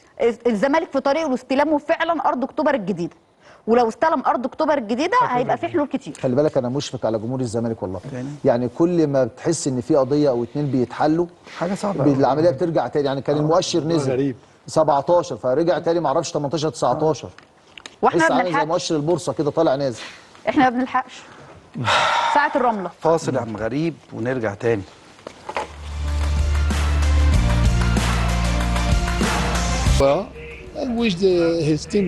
أريد فقط أن أتمنى التوفيق لابني وأتمنى التوفيق لفريقه أيضا. اسلام الشاطر بيقول لي كنت قاعد احتياطي في الماتش اللي اتغلبنا فيه من ليبيريا، في الجون اللي جابه جورج هوايه في عصام الحضري، قاعد يعمل بدماغه كده. هو عمل ليه بدماغه؟ جامد أوي، لانه الحضري خد خطوه بره، والحضري يعني الحاجات دي بالنسبه له سهله. يعني الكره صعبه، ما تخشش في الحضري. ما تخشش في الحضري. يعني عمرنا كلنا كنا قاعدين، يعني انت فاهم، مع اننا لا يعني نكسب. لا انت رايح ليبيريا ده انا فاكر الله يرحمه كابتن جوهري، يعني انت رايح ان شاء الله كنت تكسب. يعني اعتقد ان انا فاكر الفكره. كان محمد صلاح ابو جريشه الفيرود تقريبا في الماتش ده. مش فاكر والله. لا، ما هو خلي بالك 50 سنه برضه فالواحد. ايوه معلش، بس محمد صلاح ابو جريشه انا فاكر هو كان هو بس انا اللي فاكره كويس جدا ان هو الراجل راح لغايه جورج وايا دلوقتي. وحطها في الضيق. عمل بالعرض كده وجا حاطط بطن مغير بطن رجله كده. يعني انت مش فاكر غير الجون اللي في الحضري؟ مش فاكر حاجه ثانيه؟ لا هو اصل بيني وبينك ما هو مفيش زي الحضري صراحه في حراسه المرمى، يعني مفيش زي الحضري. تمام. طيب منتخب مصر عايزين نتكلم عليه شويه، اختيارات منتخب مصر والمجموعه اللي موجوده، وكلنا بندعم منتخب مصر وعايزينه ان شاء الله يتخطى 3 ماتشات ويوصل للدور الثاني، دور ال 32، لانها تبقى فرصه جيده. انت سجلك موجود فيه ان انت ما فزتش في اي مباراه، يعني ما فزناش في كاس العالم خالص ولا فوز. بس انا وجهه نظري يا مهيب ان انا مش عايز اوصل للناس فكره، او الناس اللي بتتفرج على اللعيب مش عايز اوصل لهم فكره ان احنا بنتكلم على انه لو كسبنا فقط ماتش ده يبقى انجاز. لا، احنا لما ربنا يكرمنا ان شاء الله ونصعد من هذه المجموعه، بعتوا لي تيشيرتات البرازيل لحسام ابراهيم والاسماء لما نكسب ان شاء الله لو ربنا كرمنا وصلنا للدور اللي بعد كده. خلي بالك الدور اللي بعد كده كانك بتبدا كاس العالم القديم. ما هو ده كاس العالم بقى. هو ده كاس العالم اللي احنا نعرفه. فاحنا مش عايزين نوصل للناس فكره ان انا ما كسبتش فانا كسبت ماتش. انا عارف ان انت لسه حتى كنا بنتكلم فيها دلوقتي فالمهم ان انت تصعد بشكل مشرف وشكل كويس. بص يا كابتن ازاي؟ بص يا كابتن، معلش مع احترام القطع الكلام، ده منتخب البرازيل عمل تيشيرتات للكابتن حسام والكابتن ابراهيم وعمل لهم ميداليه وعمل لهم شويه حاجات كده، وجم اهدوها ليهم في غرفه خلع الملابس قبل مباراه. دي حاجه اعتقد يعني جميل. اعتقد انها حصريا يعني ما حدش نزلها خالص يعني على ما اعتقد يعني. دي الاسماء كمان حسام حسن ابراهيم حسن، وميداليات وبادجات واستيكرات، يعني مجموعه شنطه كده فيها مجموعه حاجات كتير جدا من المنتخب البرازيلي للمنتخب المصري باسم حسام حسن وابراهيم حسن. اعتقد دي حاجه رائعه، وان تدل على ان انت عندك مدير فني عنده شعبيه كبيره. اهو كل ده يعني كل ده يعني تقدير كبير جدا من الاتحاد البرازيلي للمدير الفني لمنتخبنا الوطني. حاجه جميله جدا طبعا. كابتن حسام يستحق الحقيقه كلاعب وكمدرب ان هو وصل لمكانه كبيره جدا جدا. ده منتخب البرازيل حد من مؤسسين اللعبه يعني اكثر فوزا كمان في كاس العالم اكثر فوزا او بكاس العالم. فانا بس اللي يهمني ان احنا مش عايزين نوصل للناس فكره ان احنا لو كسبنا ماتش ده يبقى كويس. لا، احنا ربنا يكرمنا ان شاء الله نصعد من هذه المجموعه، بالعكس احنا عايزين نوصل لما ابعد من الدور اللي جاي. قول لي كاس العالم اللي تفتكره ايه اللي علق معاك ما تنساهوش خالص؟ طبعا 90 لان احنا كنا بنقعد نتفرج واحنا صغيرين، على مش صغيرين قوي كمان يعني كان 16 17 اقل. طب كمان. ايه الماتشات اللي في 90 اللي ما تنساهاش؟ اي حاجه لمارادونا. هو مارادونا ده بالنسبه للجيل بتاعنا اللي هو ماتش ايه؟ ماتش المانيا، ماتش انجلترا، ماتشات كتير يعني. لا انا لا 90 ما فيش انجلترا. انا افكرك انا بقى تعالى ل 18 جيجا لا مؤاخذه. هم لعبوا الكاميرون في ضربه البدايه واتغلبوا 1-0. مين اللي رقص الماتش؟ بومبيدو. فاكر بومبيدو حارس المرمى؟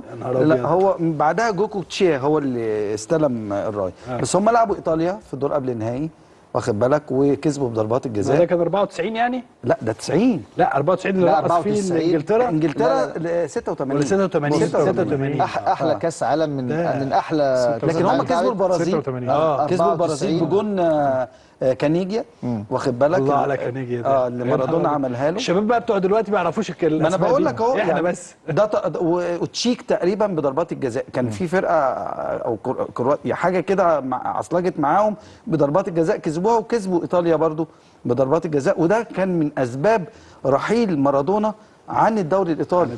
يعني دي من الاسباب اللي عملت ابتدوا بقى يعني يبقى في مشاكل. احنا الجيل بتاعنا مهيب بالنسبه له مارادونا ده في حته ثانيه. لا مارادونا ده قصه لن تتكرر. خلي بالك كاس العالم 94 برضه من احلى كاسات العالم اللي اتلعبت. لا كاس العالم كان عندك الثنائيه بتاعت روماريو وروبرتو. كان حاجه عظيمه في امريكا. كان في امريكا برضه البرازيل وايطاليا في النهائي. بس خلي بالك يعني الحمد لله تحس ان في تفاؤل في الشارع المصري بسبب منتخبنا الوطني. ان شاء الله هيوصل في المونديال اللي جاي دوت لحته ابعد.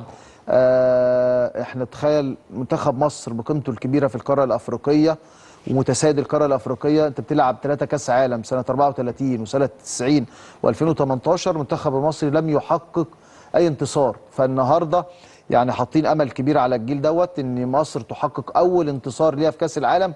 والحاجه الثانيه ان احنا نصعد من دور المجموعات. بس بالظبط في تفاؤل كبير. بس انا هتكلم على الأسباب، بس مش والتفاؤل اللي جاي ده الهدف كابتن بتاعنا. عبد الواحد، التفاؤل اللي جاي ده من الفتره اللي فاتت لما لعبنا اسبانيا في اسبانيا كانت نتيجه خلصت تعادل، ومنتخب مصر قدم مباراه كبيره، تكسب السعوديه منتخب كبير في السعوديه، بتكسب منتخب روسيا، حتى البرازيل وانت بتخسر بتقدم مباراه كبيره.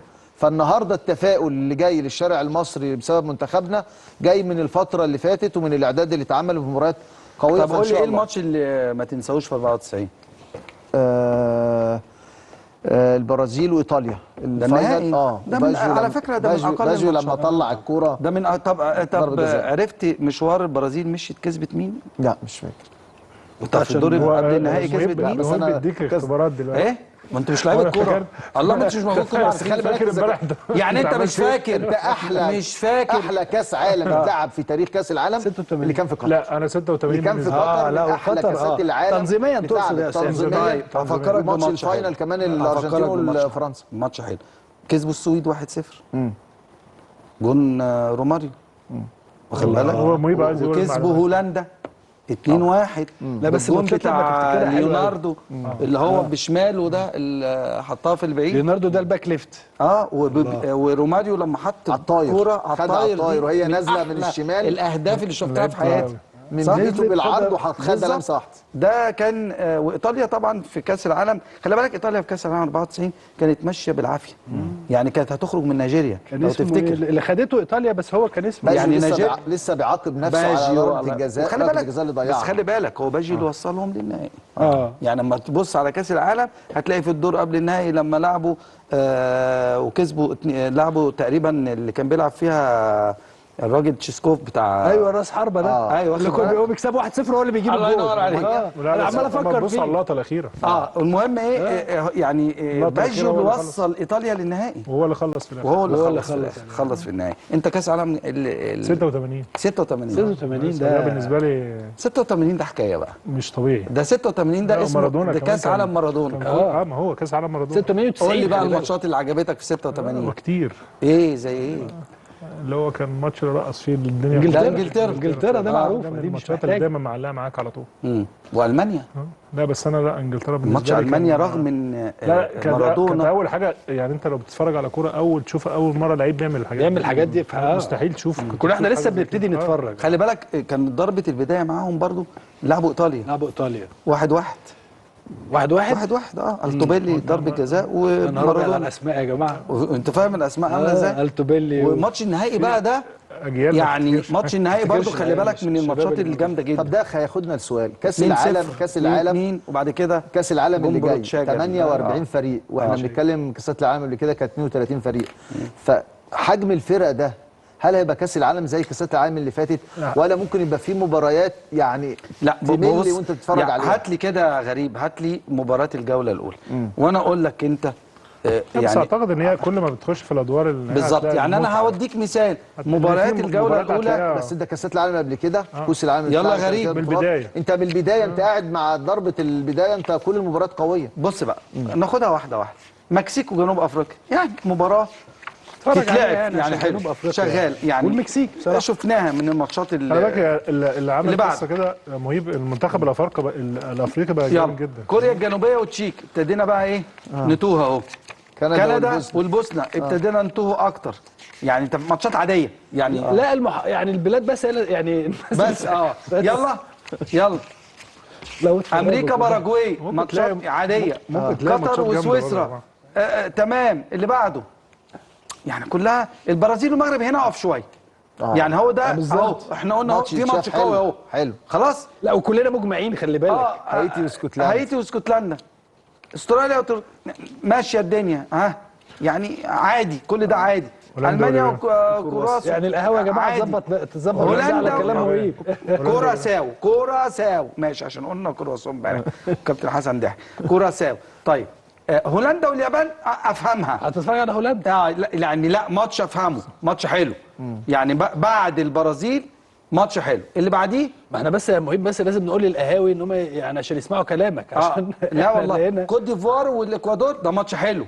خلي بالك اكوادور دي السويد وتونس هنتابعه طبعا عشان خاطر اخواتنا التوانسه اسبانيا اسبانيا لازم تتفرج على ماتشات اسبانيا كلها يعني بس ده ماتش هتتفرج على بقى اسبانيا بس ده بص اسبانيا وكاب فيردي ده يعني ممكن تقول ماتش سكور بقى من دلوقتي بالظبط. بلجيكا يعني 7-8 بلجيكا بقى ومصر لا ماتش جامد مش هتفرج عليه اساسا هتفرج عليه خلي بالك انا بتوقع ان منتخب مصر يتصدر مجموعته مش هيطلع تاني زي ما الناس بتقول يا رب مصر هتطلع اول مجموعه الماتش باذن الله الافتتاحي ده هيفرق كتير جدا طبعا يلا يا غريب اللي بعده خلاص بقى السعوديه اوروجواي ده ماتش جامد ماتش حلو ده ماتش جامد ان شاء الله كل التوفيق وفرنسا والسنغال ماتش جامد جدا يعني احنا قلنا كام ماتش جامد لحد دلوقتي 4 ارجنتين والجزائر ماتش جامد ماتش جامد العراق والنرويج برضه ماتش جامد اي حاجه فيها عرب هتفرج عليه لا هتبقى مقبوله يعني لازم الجوله تقعد تتفرج عليه النمسا والاردن ماتش جامد برضه وانا بشجع الاردن اهو انا بشجع المنتخب الاردني باعلن تحيزي وتشجيعي للمنتخب الاردني طيب البرتغال والكونغو خلي بالك هيبقى ماتش جامد برضه الحصان الاسود في انجلترا وكرواتيا لا ماتش حلو لا تمام الجوله الاولى حلوه الجوله الاولى حلوه فيها شويه حاجات حلوه فيها شويه حاجات حلوه لا يعني اتفرج عليها البدايه بتاعتها بس شكرا يا فين غانا وبنما دي اخر الجوله قلت غانا وبنما واوزبكستان وكولومبيا خلاص خلينا في دي الجوله الاولى كلها اللي هتتلعب خلال ماتشات حلوه العلم فيها ماتشات حلوه فيها ماتشات حلوه فيها حوالي بتاع 8 9 ماتشات حلوه انت الكلام اللي قلتهم حلو حوالي 12 ماتش لا كويس 8 9 انت عدي المباريات دور المجموعات باش كاتب شغال في كاس العالم مش كاتب مهم طيب دي من الحاجات المهمه جدا جدا جدا طيب زي ما قلت لكم مواعيد مباريات مصر بلجيكا ضربه البدايه الساعه 10 مساء يوم 15 نيوزيلندا 22 والماتش الاخير يوم 27 يوم عبد واحد مين يقف في منتخب مصر الموضوع متحدد خلاص محسوم تماما طبعا محسومه بعد كمان ماتش البرازيل انا بحيي طبعا شوبير على الماتش ده كان هايل جدا الصراحه حقيقه هايل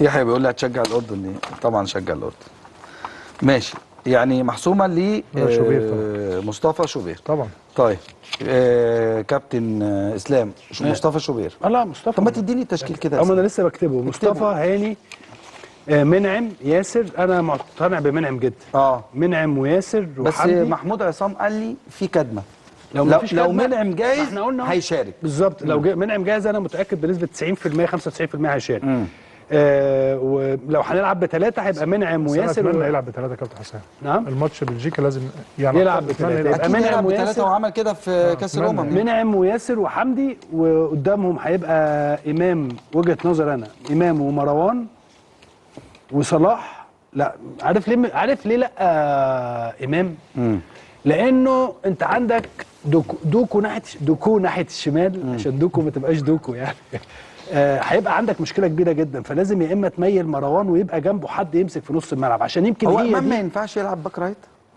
باك رايت لا محمد هاني محسومه لا بس محمد هاني محسومه ما زيزو ما يلعبش باك رايت لا محسومه ولا هاني افضل لا هاني افضل ده كلام الناس انا بحب اقوله عشان مقتنعين لا مكانه حافظه طيب يعني احنا هاني فتوح ياسر منعم حمدي او بقى رامي ربيعه وفي نص الملعب بقى انا وجهه نظري امام ومروان بس هو كابتن حسام هيلعب مروان ومهند وتريزيجيه وصلاح ومرموش يعني الثلاثيه دي ما فيهاش تغيير ومعاك ورقه رابحه امام عاشور لا وممكن يبقى معاك امام وهيبقى معاك زيزو وهيبقى معاك هيثم وهيبقى هيثم حسن وهيبقى معاك وحمزه عبد الكريم هيبقى عندك 3-4 تغييرات وزيكو خلي بالك هو برضه زيكو ابتدى الماتش اللي فات لا بس ما اعتقدش هيلعب على حساب يعني مش لا انا معاك في التشكيل اللي انا ده التشكيل اللي انا شايفه يعني طب وانت يا اسلام مصطفى شوبير حاجز مكانه محمد هاني ياسر حمدي فتحي على ما اعتقد مش هيلعبوا في نص الملعب هيلعبوا مساك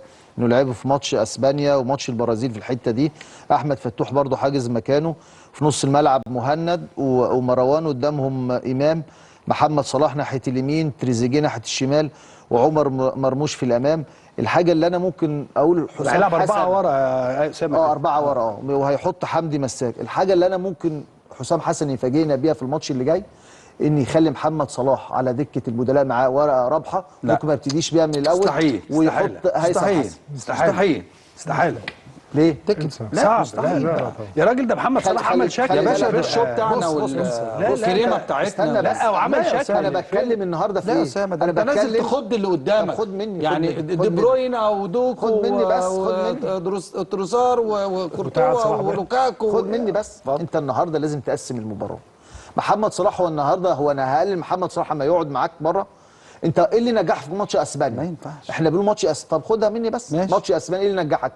انك انت كان ناحيه اليمين الناس بترجع تدافع ومقفل خطوط بشكل كبير. يعني احنا محمد صلاح نجحنا عشان صلاح ما كانش موجود؟ لا مش حكايه نجحتش، امال ايه؟ كان في التزام كبير في الحته دي. محمد صلاح انت ما هو هيلعب خطورة عشان محمد كده بقول صلاح لك ايه؟ يا اسامه ممكن يلعب خطورة بخمسه. محمد صلاح في الناحيه الهجوميه، انت عايز حد يقفل لك زي ما كابتن اسلام قال. الحته اللي بتاع الدوكو دي هي دي خطوره. خلي بالك برضه ان محمد صلاح يكون متواجد هيوقف خط عارف ممكن يعمل ايه؟ هيوقف لك اثنين لعيبه. الله، عارف ممكن يعمل ايه؟ برضه انت يعني الاوراق اللي عندك دي وما بتبتديش بيها هتخوف بلجيكا ازاي؟ قد يفاجئنا كابتن حسام بالحته دي. هو رايه مهم. انت قد بتفاجئنا الان. زي ما انا قلت لك انت اللي بتفاجئنا الان. مصر ممكن تتصدر المجموعه. ممكن الحته دي في البدايه. انا يعني مع تشكيل اسلام، بس اكيد مهند اللي هيلعب، يعني وجهه نظري ان مهند. ما انا بقول لك عشان الحته دي محمد صلاح دي ما بقولكش في 3 ماتشات، انا بقول لك في مباراه بلجيكا فقط.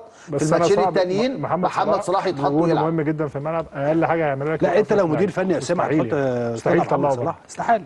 مستحيل. انا طيب مين خالص. ظروف الملعب، ظروف برضه انا قلت لكم خلي بالك الشوط الثاني في ماتش البرازيل، معلش عشان في ناس كتيره جدا. محمد صلاح لما نزل مش قادر يعني ممكن تشوفه بدنيا وبتاع وتقدر تتكلم في الموضوع ده كتير، ولكن الكوره بيفرق كتير جدا. مجرد نزوله ووقفته على الكوره وكذا وباصي ويعمل وبتاع، لا واخد عين البرازيليين كلهم. فلا طبعا انا دايما من اللي بشوف ان محمد لازم يلعب. طيب وائل جمعه رجع استلم مهامه في النادي الاهلي اول يوم ليه النهارده. الف مبروك طبعا لاخويا وحبيبي وعشره عمري وانا كلمته في التليفون مكالمه طويله جدا جدا جدا جدا. يعني الف مبروك، لانه يستحق كل التحيه وكل الاحترام. انا قلت يعني عنده مهمه صعبه جدا جدا جدا جدا خلال الفتره اللي فاتت. الفتره اللي فاتت يعني واللي جايه. ايوه عنده مهمه صعبه جدا جدا، لانه حصلت امور كثيره جدا وهو داخل عليها.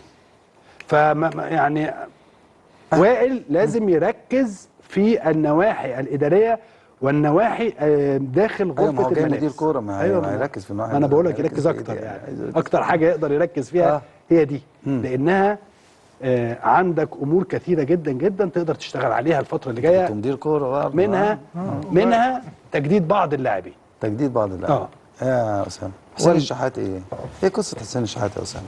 حسين الشحات الاول ادينا النهايه. الاول وائل الجمعه يعني نتمنى له التوفيق. كان مدير كوره في النادي الاهلي من 10 سنين، كان عنده تجربه سابقه قبل كده، عنده تجربه مع منتخب مصر مع كيروش برضو قبل كده، فهو جاي بخبرات مش اول مره، فعنده خبرات مع النادي الاهلي وخبرات مع منتخب مصر. نتمنى له التوفيق ان شاء الله، هو قادر على تحمل المسؤوليه ويعني ويظبط الامور بشكل كبير. حسين الشحات واحمد نبيل كوكا 2 لعيبه مهمه جدا. اتمنى ان كان النادي الاهلي يفتح معاهم التجديد من بدري، يعني دايما يعني تبقى خطوره الموقف ان انا اسيب الموضوع للحظات الاخيره. اديهم 50 مليون، ايه القصه؟ يستاهلوا طبعا. حسين الشحات واحمد نبيل كوكا يلا بقى بالرغم خلي بالك حسين الشحات عنصر مهم جدا. واحمد نبيل كوكا بالرغم انه خلي بالك الفتره اللي فاتت بينتقد شويه من الجمهور، لكن دوره مهم جدا في الملعب. ولاعيب بيلعب في نص الملعب ولاعيب باك ليفت. اتمنى الاثنين يعني يجددوا ويكونوا موجودين في طيب الاهلي عارض 28 على حسين وحسين مثلا عايز 50. مين صح ومين مش صح؟ لا هي حته التفاوض دي يعني انت بتحاول توصل مع النادي النقطه. ايوه ابنك برضه معاك بقاله خلي بالك حسين لما كان في الامارات تنازل عن فلوس كتير والنادي الاهلي جابه، وهو في السنين اللي فاتت ادى في النادي الاهلي. ياخد 50 ولا ما ياخدش؟ يستاهل كل خير حسين الشحات. ياخد 50. اتمنى انه يقعد ويكمل. ياخد ال 50. لا دي بتاعت النادي الاهلي بقى. يستاهل طبعا. طيب خلاص هو ده يستاهل ال 50 على كده لما بيلعب بيكون مؤثر. 50 ايه؟ مليون؟ لا مش حكايه 50 و100. رقم كبير هو يستاهل انه يكون موجود ويكون موجود في النادي الاهلي. يعني هو ده الرقم كبير والباقي مش كبير؟ لا لانه فرق على الاقل لما تيجي تتكلم على الباقي هتتكلم على فرق سن. طيب وائل جمعه تقول له حاجه؟ طبعا وائل انا من الشخصيات اللي بحبها جدا وعنده تحدي صعب. اتمنى له طبعا التوفيق في المهمه دي، بس الاجيال اختلفت دلوقتي يا اسامه. طبعا هيبقى الموضوع 10 سنين كده بقول لك غير- جمعه صعب 10 سنين غير دلوقتي خالص. يعني انت بتخوف في الراجل ولا لا لا ايه الموضوع معاه؟ هيبقى مختلف طبعا. العقليات اختلفت كمان كتير جدا. يعني غير تقول له زمان. ايه؟ قول كلمه لوائل. هو لوائل نفسه ربنا يوفقه، لكن طبعا اتمنى طبعا التوفيق للزمالك يعني. سؤال شخصيه من الشخصيات مين يجي مدرب مع احمد فتحي ولا سيد معوض؟ احمد فتحي انا بحبه. احمد فتحي ولا سيد معوض؟ معرفش سيد مين برضه اسماء مدرب المطروح. كويس. انا بقول لك اهو احمد سيد سيد ما انا من بقول لك الشخصيات انا بقول لك احمد سيد ايه؟ مين؟ بقول لك احمد فتحي وسيد معوض. لما انا اتمنى في دي بقى ما يبقاش قريب. مدرب واحد. لا انا مش هقول اسماء اتنين. ولكن اتمنى الاثنين. لا 2 المدربين المصريين يجوا. ماشي احمد فتحي ولا اتمنى سيد معوض؟ مدرب احمال مصري يجي. ماشي. اتمنى محلل اداء يجي. يلا لازم يا يبقى إسلام. عندك إيه ده؟ طقم مصري يكون موجود في الجهاز احمد الفني. قريب، خلي بالك يا احمد ليه؟ احمد قريب يعتبر قريب من الجيل ده شويه. طيب احمد فتحي ولا سيد معوض؟ انا سيد. احمد فتحي انا ولا مش هقول سيد؟ اسماء ليه؟ ان في اسماء كتير مطروحه. ما أنا قلت لك فانا اتنين. النهارده مش هقدر اقتصر على حد، ولكن اتمنى بقول بدل لك اختار عنصر بين واحد الاتنين كويسين. بدل عنصر واحد مصري بيني اتمنى وبينك يكون 2. طيب. اصل احمد فتحي برضه ممكن يجي ويتعلم ويبقى حاجه قريب كمان من ماشي. قريب برضه. اتمنى 2 مصريين وكلهم يكونوا اسماء موجودين. كبيره إن شاء سواء الله. احمد او سيد. شكرا كابتن اسلام، شكرا عفواً. كابتن اسامه، شكرا كابتن شكراً. عبد الواحد. اشكركم اعزائي المشاهدين، نقعد لقائنا نصحح غدا. بقى. ما نقعد نصحح. عادي والله الناس الناس صح والله، والناس زي الفل وخلاص، والناس هنعودها على السهر بقى. هو ده الكلام. في ماتشات الساعه 4 الصبح. أنا عارف. خلي بالك يعني هنبقى بنخلص انت احسن حاجه ان شاء الله ربنا يكرم تعملها تسلم تلعب على منتخب مصر ان شاء على الله طول. باذن الله. ان شاء الله. غدا لقاء جديد لعيب في كاس العالم. الى اللقاء.